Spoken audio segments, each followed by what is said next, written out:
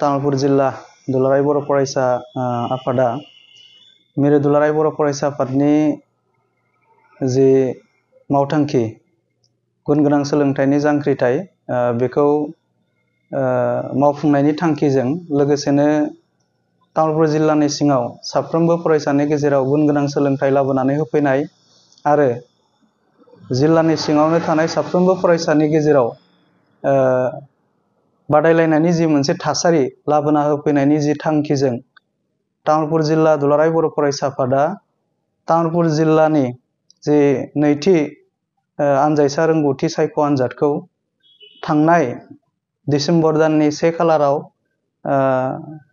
गासै 18,000 बे आनजादाव थाखो 6, थाखो 7 आरो थाखो 8 मोनथाम थाखोजों गासै 1831 फरायसाया आर'जलाइ गथायदोंमोन। बेनिनो थाखो 6आव 637, थाखो 7आव 582, थाखो 8आव 473, गासै 1692 फरायसाया आनजादाव जिरायदों। दा बे आनजादनि फिथाइखौ जोङो दिनै थामहिनबा डिसेम्बर दाननि 11 खालाराव जों फोसावनो थाखाय थांखि लाबाय। दा थिग बेबायदिनो जोङो बे आनजादनि फिथाइ फोसावनायाव जों बेखौ फोसावनो नागिरदों दि जे तामुलपुर जिल्ला दुलाराय बर' फरायसा आफादा नैबे आनजादाव टप 3 जोङो सायख'दों। दा थाखो 6आवबो टप 3 थागोन, थाखो 7आवबो टप 3 आरो थाखो 8आवबो मोनथामबो थाखोआव जोङो साथामै टप 3 जोङो सायख'नानै जोङो बिथांमोननो माने रां बान्था लोगोसेनो बिथांमोनखौ जोङो बरायनायनि जि हाबाफारि जोङो लादों। दा बे टप 3 मासि आवग्रिनो हानाय फरायसाफोरनि फारिलाइखौ आङो बे समाव फरायथिनानै होनो आखायाव लादों। दा थाखो 6निफ्राय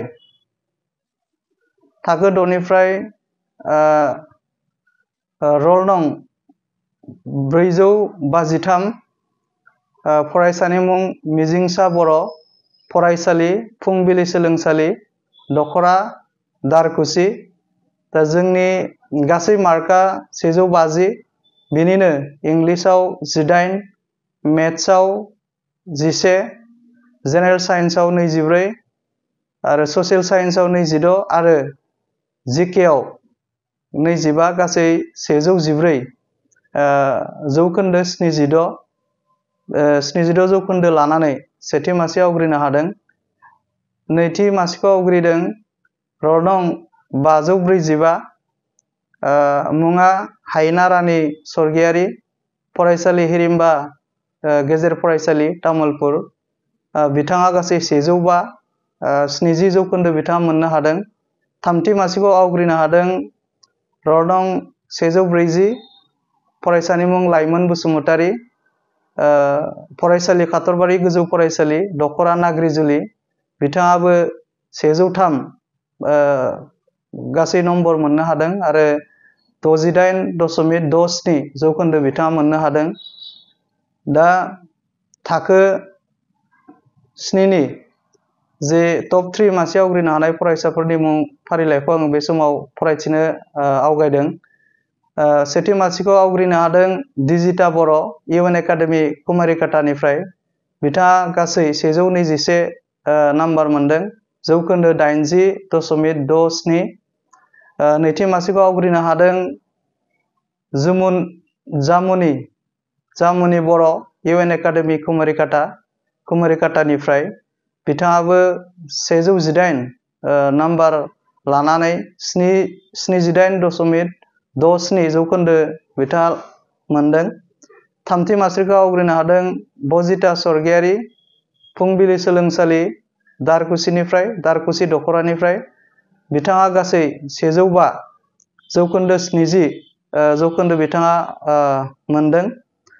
आङो दायो थाखो 8नि थामथि मासि आवग्रिनो हानाय फरायसाफोरनि फारिलाइखौ फरायथिनो आवगायदों।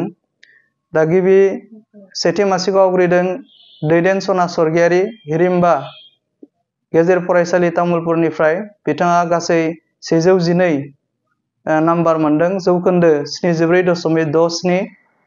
आरो नैथि मासिखौ आवग्रिदों 431 रल नाम्बार बिधिनाथ बर' फरायसालि, JND मिलन गोजौ फरायसालि तामुलपुर।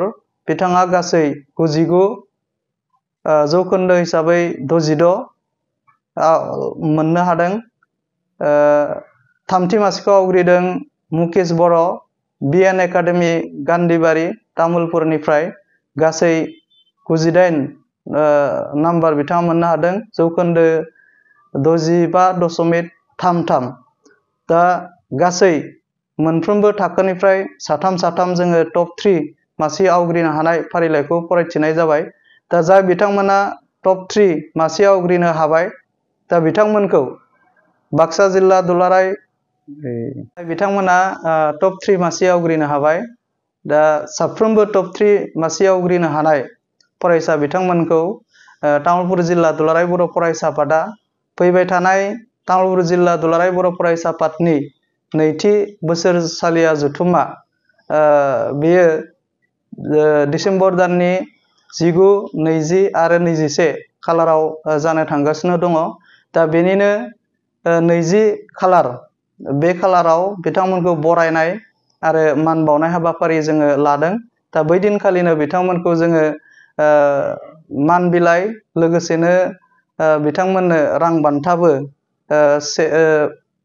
फार्स्ट टपनो 10,000 आरो सेकेन्ड टपनो 7,000 आरो थार्ड टपनो थामथि मासि आवग्रिनायनो जोङो 5,000 रां बान्था होनानै जों बिथांमोनखौ बरायगोन।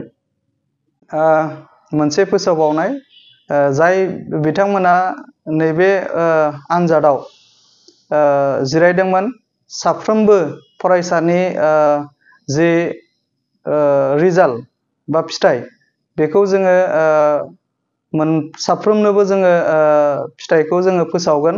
जोङो मार्कशिटखौ जोङो थि खालामबाय आरो मोनफ्रोमबो सेन्टारावहाय जों बे मार्कशिटनि फारिलाइखौ मोनफ्रोमबो सेन्टाराव जों दैथायनानै हरनाय जागोन। आसा खालामो साफ्रोमबो फरायसाया मोनफ्रोमबो आन्जादावनो जिरायनानै गावनि रोंगौथिखौ दिन्थिनो हायो आरो मोनफ्रोमबो इयुननि आन्जादफोराव मोजाङै जिरायनानै गावनि इयुन जिउखौ मोजाङै दाफुंनानै लानो हायो। गावखौ गुन गोनां सोलोंथाइ लानायनि गेजेरजों सासे राफोद सुबुं सम्पद दानानै लानो हायो। बेखौ जोङो साफ्रोमबो फरायसाफोरनिफ्राय जोङो मिजिंथिबाय आरो साफ्रोमबो फरायसाया गुन गोनां सोलोंथाइ लानायाव नांथाब नाजानानै गावनि जिउखौ दाफुंना लानो थाखाय तामुलपुर जिल्ला दुलाराय बर' फरायसा आफाद लोगोसेनो तामुलपुर जिल्ला आनजायसा रोंगौथि सायख' आनजाद सामलाय आफादनिफ्राय जोङो खावलायबाय।